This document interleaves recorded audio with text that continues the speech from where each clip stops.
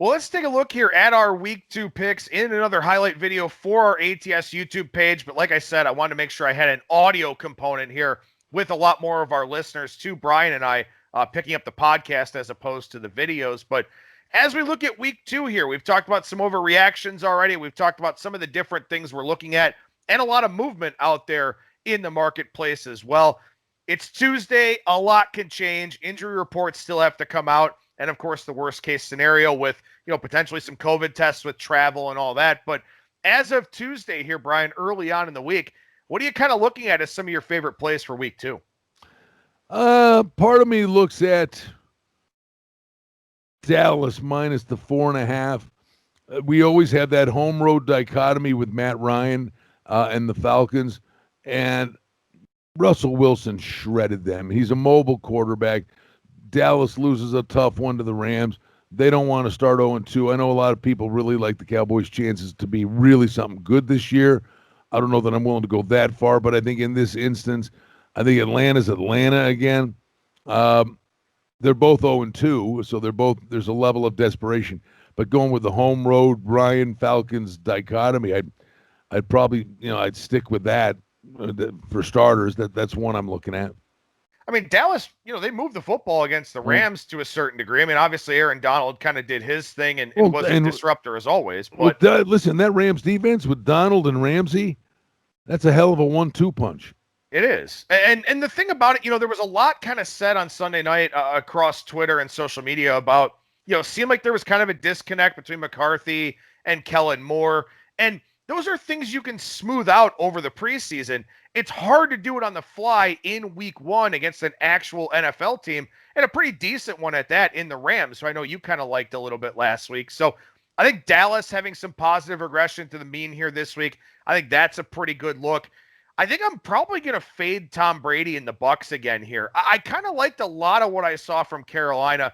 I know they didn't play very good defense against the Raiders, and defense will be a problem for Carolina as they go forward. But, when you've got a guy like Christian McCaffrey, you've got to use him. They don't use him on that 4th down play. Maybe that game winds up differently if Carolina converts that 1st down in that 4th and game situation. And Tampa Bay, I don't think Tom Brady played particularly well. I think Bruce Arians was a little bit too critical of him in the media. And we know Brady and Belichick had this great rapport, this great working relationship. Brady's trying to figure that out on the fly there with Tampa Bay. I thought there were some throws that he missed. I was worried about some of the throws he made downfield. Tampa Bay still doesn't have a great running game. I think Carolina can hang around there as that number starts to approach 10. I'm not taking it at 9.5 because I think 10's a possibility. But if I have to settle for 9.5 later in the week, Carolina's on my short list here this week. Yeah, the short week for both teams, so the playing field's level. But the Denver-Tennessee game, the play calling for Denver just drive you crazy. I mean, I hate when these teams have the 3rd and 3 and they burn clock, and it's like, to keep it, get the 1st down. It's 3rd and 3, get the 1st down, you win the game. Instead of making them to take the timeout, get the 1st down. The game's over. But I think Denver is sneaky okay. Their defense played their heart out and did a great job. I mean, an exceptional job defending Derrick Henry and Brown. And honestly, where's Tennessee going this week? Because that offense, I think, still has the ability to become electric. But I kind of think Denver catching a touchdown against Pittsburgh. I think Pittsburgh was fine and serviceable, beating the Giants. But I think that's a kind of a punch in the mouth kind of game. I think I'd be taking. Big Ben got hit a little bit in that Monday nighter, and they even had Mason Rudolph on the sideline with his helmet on, potentially coming into that game. And again, that Denver team. Look, I'm not a big Drew Lock guy, but now we're talking about a spread of 7.5 with a total of 41.5. I mean, look, if you think it's a low-scoring game, then why can't Denver hang? Yeah, no, I think they might. The other one, I don't know what to do with it, and that's Jacksonville beating Indy, and it's like I've never been a Phillip Rivers guy. I gave Frank Reich the benefit of the doubt. Maybe they do figure this thing out. Minnesota's defense was a travesty. I mean, maybe that is a high-scoring game, but take it to the other side of the coin, albeit it's just the short week for Tennessee. But Jacksonville gets that win. I don't think Jacksonville's that good. And I think Tennessee doesn't they get Henry going in this game. And I think Tannehill's got the weapons. That could be a sneaky one. Like, hey, the Jags won week one. I mean, part of me, 9-point number here. Part of me wants to say Tennessee can win this game by, name the score. I think so too. I agree with that one. And for Jacksonville last week, you kind of look at some of the advanced metrics in that game. Jacksonville, Gardner Minshew had windows to throw. Indianapolis did not cover well at all. If Tennessee covers well, Jacksonville is a very, risk averse. They're not an explosive offense at all. They're trying to get the ball to Laviska Shenault as much as they possibly can, which makes sense. I mean, Jay Gruden's trying to put it in the hands of his playmakers, but if Minshew doesn't have all that room to throw to open guys because Indy just didn't cover well, then, Indy won that box score dramatically. They basically doubled up Jacksonville in yardage. Indianapolis never punted in that game, and they still found a way to lose it. So Jacksonville did get fortunate last week, to say the least, and maybe that is a game that you come back on the heavy chalk. One more that I want to talk about here, and then we'll get to some U.S. Open stuff. New Orleans and Las Vegas on Monday night. I wasn't impressed with the Saints. I took the Saints in the circa. They got to the window. I know you liked the Saints a little bit last week as well.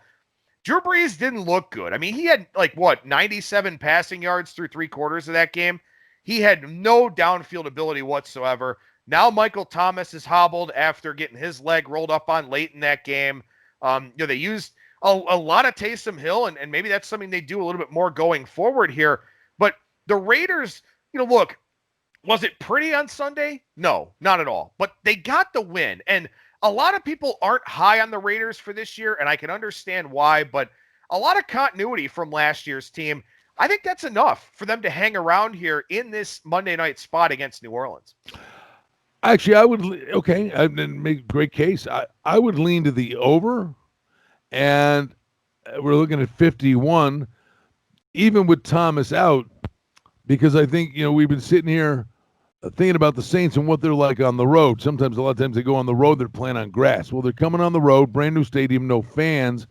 I think Emmanuel Sanders will have a good game. They'll get the ball, dump it off to Kamara. I think they'll still move the ball. And the kids for the Raiders, Jacobs and Ruggs, Carr did really well. Carr could still make mistakes, I think. That would be a game. I kind of like the over in that spot, but I hear where you're coming from. And you know what? I know we got to move on, but let me just throw it back at you because you brought this point up before, and I'm just picking your brain. The New England-Seattle game, Seattle's laying 4. The total is 45.5. Wilson looks so good, and he spreads it around. Now, the Patriots' defense is terrific secondary. Was Miami's offense just ordinary and the Pats look good? And they kind of went to this, it wasn't a wildcat, but he only threw for 75 yards and they had designed running plays. I mean, do we honestly think that's what he's doing every week? I think he threw that at Miami, knuckleballed them. But I think at some point, it's got to come out with a base offense. Is it a low-scoring game? Or that's a low total. For a Russell Wilson game up in Seattle. And I think the Pats can open it up a little bit. They're going to have to. Yeah, that's an interesting one. And it kind of caught me off guard. And first and foremost, look, Bill Belichick is awesome against the spread. He's 60% in his career, and now he's in an underdog role. And it almost feels like Belichick as a dog is kind of an auto bet situation to me. You got to think he's going to wind up having the right type of game plan here. On the other hand, Seattle got to see some of those designed runs with Cam Newton that they're going to run with the offense. Man, it's a tough one. But I will say this. When you talk about the total specifically, with Chung and Hightower opting out because of COVID-19 for the Patriots, this feels like more of a spot where it can come back to hurt them. I think it's hard for Miami to make that hurt. Seattle probably can make that hurt. So I agree. I mean, I think that there's a good chance that we get some points there in that Sunday nighter, and the total has gone up from about 44 to 45, 45 and a half. Yeah. And you mentioned you had somebody said they'd look out the Patriots. I don't know. It's week 1. I mean, did the Patriots did they play to the Miami level? And we got you. We're like they were like toying with them. Okay, we're fine. Good to see you. We'll see you again down the road. Were they just toying with them, or is this what we're looking at with New England, that they kind of played down to Miami's level, got away with it, and now you're jumping into a deeper end of the pool? I mean, the jury's out on New England. We can say Belichick all we want, but you do need the horses. So. This is clearly a step up in competition. And don't sleep on Adam. Have you ever been to Seattle? Never been to Seattle. I'm telling you, man, that flight out there is the worst. I mean, if you're sitting on the right side of the plane, you're looking at Mount Rainier for an hour and a half. Are we there yet? I mean, let me ask you this, because if Seattle. Let's say Seattle's getting maybe 1.5 for home field with that travel, but Seattle's generally a 3.5 point home field. If this number is 6, which is what it would be if there were fans in attendance, the full stadium and all that. If this number is 6, does it make you feel different about it? Because you got to keep in mind that, these numbers are neutered a little bit, kind of watered down a little bit without home field advantage. And we know Seattle's is one of the best in the NFL. The Patriots catching 6, that seems like a lot. Patriots catching 4, maybe it doesn't feel like as much. And know that the Superbook at the Westgate, Jay Koenig, these guys put up advanced week lines. All right. So the number for this game last week, before game 1 was played, was Seattle minus 3.5. So, I mean, they like what they saw from Seattle, but the number's 4. No great reaction or over adjustment there. But I don't know, man. The Cam Newton thing with the Patriots, it was a notch above the Wildcat offense. It was. I mean, albeit don't mess around. You get the defense can win you games. It's a lot of way to win football games. But it's also one of these things where, okay, was that a one-off? Was that the game plan for that game? Or is this what they're going to be trying to do week in, week out? If this is what they're going to try to do week in, week out, just like the Wildcat offense went away, get something on tape here, and let's put this thing to bed and force this guy to throw. But it's only week 2. No, that's true. I mean, excellent points made here by Brian Blessing. We talk about some of our favorite plays, at least early on in the handicapping process here for week 2, and a lot of analysis of the week 2 card. We'll have more NFL stuff on ATS.io radio on Thursday with Brad Powers. And of course, make sure you subscribe here to these ATS YouTube videos.